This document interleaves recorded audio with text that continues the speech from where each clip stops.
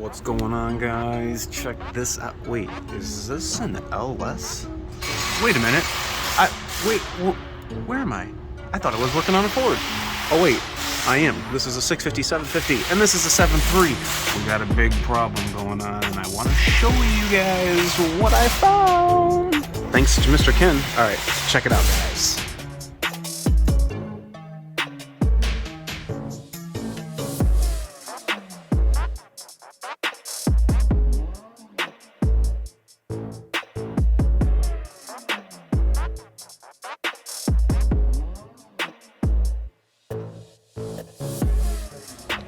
Alright guys, welcome back to the channel. Straight to the point, we got an issue in cylinder number 3, and that is my new bore scope, courtesy of Ken Cotton.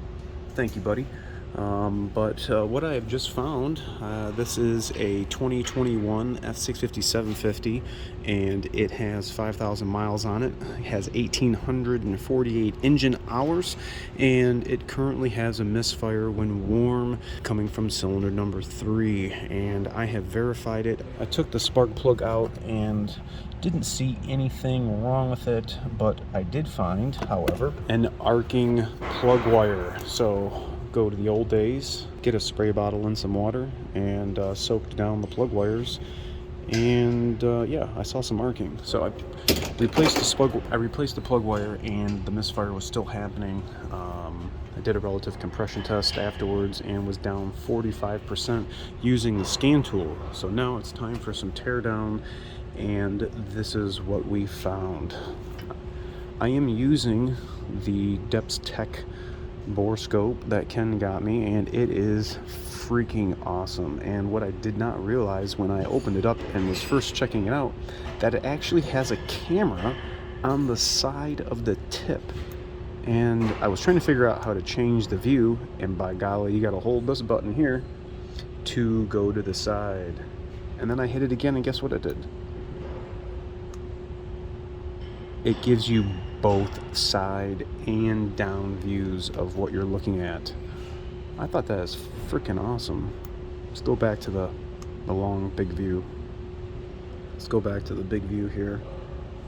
Side of the cylinder wall. You can see the crosshatch pattern on there.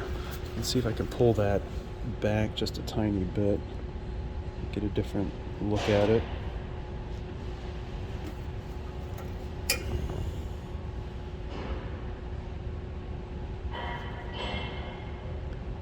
I was glad to have had this bore scope. This saved the day. Looking right at the side of it, you guys can see the crosshatch pattern right there. There's something going on with either the compression oil rings on the pistons or the skirt on the bottom. I feel like I'm inside the cylinder. I am inside the cylinder. Look, you guys are inside. Look at that carbon buildup already on this 7.3 liter gas V8.